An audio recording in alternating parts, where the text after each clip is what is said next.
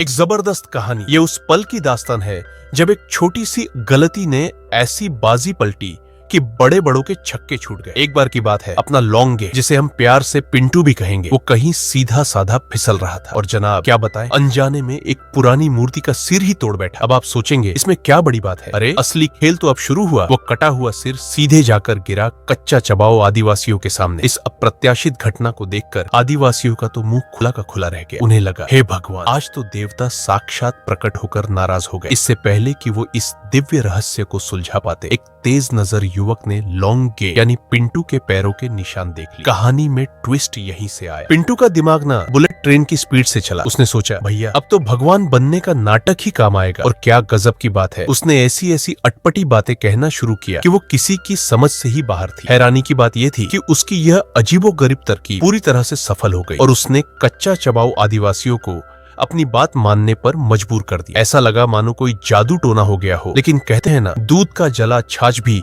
फूक फूक कर पीता है। ये चाल मुखिया चटनीलाल को ज्यादा देर तक धोखा नहीं दे पाई। मुखिया चटनीलाल ने तुरंत अपने आदमियों को हथियार उठाने और हमला करने का आदेश दिया। उनका इरादा था इस धोखेबाज को सबक सिखाने का। बोले, आज तो इसकी सारी हेकड़ी निकल जाएगी। पर अपना लॉन्गे यानी पिंटू ना, कसम से बेहद फुर्तीला निकला। उसने एक ऐसी लात मारी कि मुखिया चटनीलाल सीधे धड़ाम से जमीन पर आ गिरे। फिर एक शानदार बैकफ्लिप के साथ वो बिल्कुल सही जगह उतरा, मानो कोई फिल्मी हीरो हो। इसके बाद उसने एक और जबरदस्त छलांग लगाई और भागते हुए आग के ढेर को भी पलट दिया ताकि वो आदिवासियों की तेज तलवारों से बच सके। फिर घूमते हुए आग के कुंडे का इस्तेमाल करते हुए वह एक छलांग में दूसरे सुरक्षित मंच पर कूद गया। गजब का दांव पेच था भाई। पर कच्चा चबाओ आदिवासियों की संख्या बहुत ज्यादा थी और उन्होंने जल्द ही पिंटू को घेर लिया। जब उसने देखा कि आदिवासी करीब आ रहे हैं तो पिंटू ने तुरंत एक रॉकेट बूस्ट एनर्जी ड्रिंक का कैन उछाला। फिर उसने उसे खोला और बड़े मजे से पीने लगा, जैसे बोल रहा हो, तुम लोग मारने आए हो, मैं तो अपनी पार्टी कर रहा हूँ। आदिवासियों ने भी देखा और उत्सुकता से अपने एनर्जी ड्रिंक के डिब्बे खोले, लेकिन उनसे क्या निकला, गुलाबी धुआं। पिंटू ने उन्हें धुएं में ही उड़ा दिया। पिंटू ने इस मौके का फायदा उठाया